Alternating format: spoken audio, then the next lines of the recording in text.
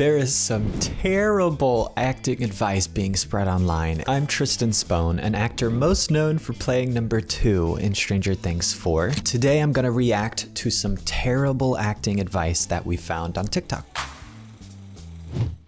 Play the opposite of how the text is written. An example of this is I was watching Bridgerton yesterday and Penelope Featherington said, "Do not mock me." She said it with like a smile, and usually we would read that text and go, "Oh, she's mad." No, do not be predictable. It is so much more interesting that way, I promise you. Her advice is in a good place, just framed incorrectly. Don't just go with your first interpretation of the scene, because that will be the same interpretation every other actor makes, but that's not the same as doing the opposite. They are still casting a very specific character. Why would they cast someone that is just clearly rebelling against what they're actually looking for? You never want to go in just trying to be different for the sake of being different. I made that mistake many times in my career, where I was just doing something completely opposite of the character, just hopelessly trying to stand out. It pisses people off, it annoys people, because you're just trying too hard to say, "Look at me," instead of honoring the character. Would you care for a drink? Yeah, Scotch Straight. Yes, Scotch Straight is a 3-act play. Would you care for a drink? Yeah. Scotch. There's no reason that should be that long to just say, yeah, Scotch Straight. Like, it's so unimportant. What is this adding to the scene? Your pause needs to highlight something, and it should not highlight more than a couple of things in a scene, because if everything is important, nothing is important. What do you answer when a casting director or producer asks you if you can cry on command? Whether you can or cannot, you're gonna answer, "I can." Anybody can cry on cue, literally anybody. If you just go invest in a tear stick, you can cry like that. It's way more common in the industry than you would think. Even Bella Ramsey said she frequently uses tear sticks. The tears produce the emotion rather than the emotion producing the tears. Right. It's so good. But I am a trained actor who can show true vulnerability on camera. Whether you can cry on command isn't important at all. Not only have I never been asked that, but I guarantee you if you told a casting director that exact response that she said, they're just gonna say, "Okay, cool, but can you cry on cue?" You have to answer them. So you want to be an actor? Today I am walking you through 5 tips to keep in mind when shooting your acting headshots. Let's see. Most people have awful headshot advice. Always prioritize a smiling photo for your first headshot.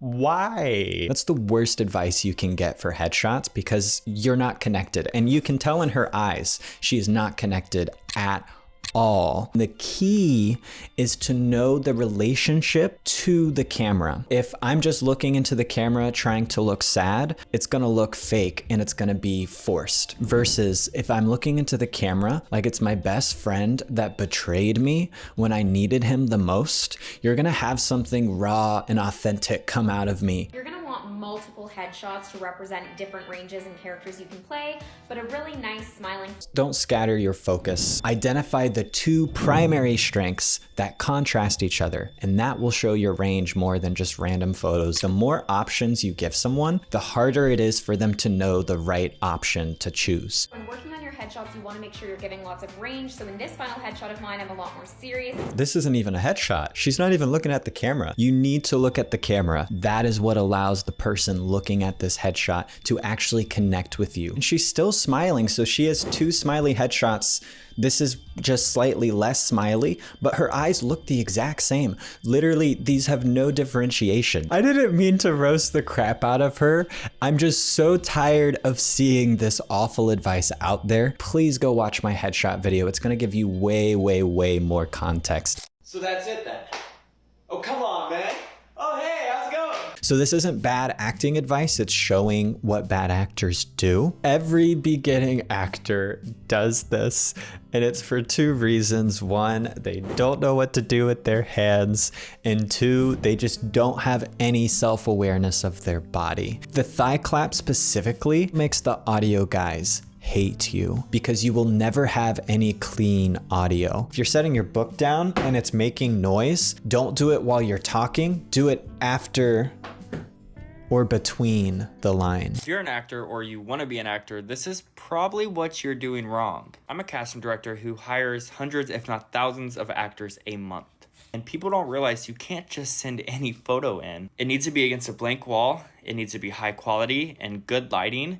You can't have sunglasses on. You can't be with a group of people. You need to just look as natural as possible. This is all true, but this is literally just for foundational. If you're just trying to get extra work, these are gonna be terrible if you want to actually book speaking roles, because blank wall is the most boring possible headshot you can get. Have a good photo. Doesn't even have to be professional. Just you against a blank wall that shows who you are. No Facetune, nothing, just you. If any of this is news to you, you are not even close to ready for booking professional work. Please don't go waste money on super high quality headshots. Spend that money on high quality classes that will teach you the craft, that will allow you to experiment with different typecasts. And then once you know what you're actually likely to be cast as, that's when you can pay big bucks for headshots. All you really need is a headshot. Don't let anyone tell you need a reel and that you need, a resume and all that, because you don't need any of those things. Maybe if you're being cast by the casting director we saw earlier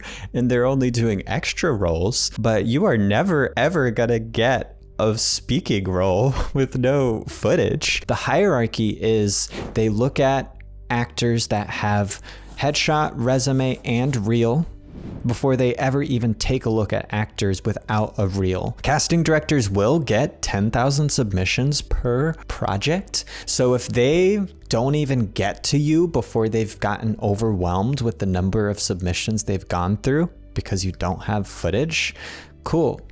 Enjoy being at the bottom. You don't need to have phenomenal out of this world footage. My first demo reel was mostly things I filmed by myself, but the acting was strong enough that even though it was low quality, it communicated characters I was fit for and allowed them to see I also know how to act. This is some of the worst advice I have ever heard. The funniest thing to me is when actors tell me I'm so ready to go all in, to commit, I'm so committed to acting, I'm giving up everything for acting and I'm focusing. Like, what does that mean? Because the most miserable people I have ever met in my entire life, in my 10 years of being in LA, were actors who were in their mid-30s who had given up. Acting is so unpredictable. You really have to put your life on hold sometimes. The more you do that, the more you resent it.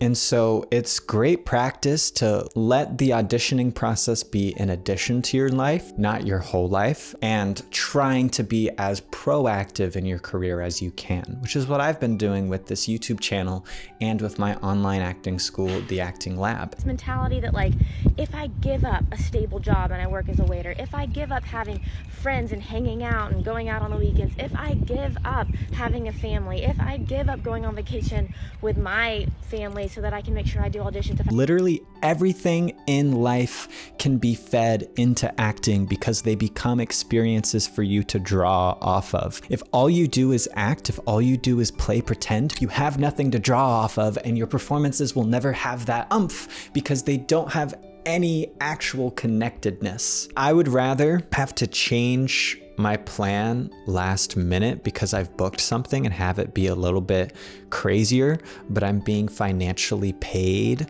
to do something and to make things happen last minute because I've booked it, than miss out on a once in a lifetime experience on the off chance something happens.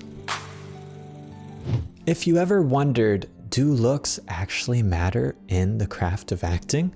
Check out this video where I break down why they do and not in the way you think.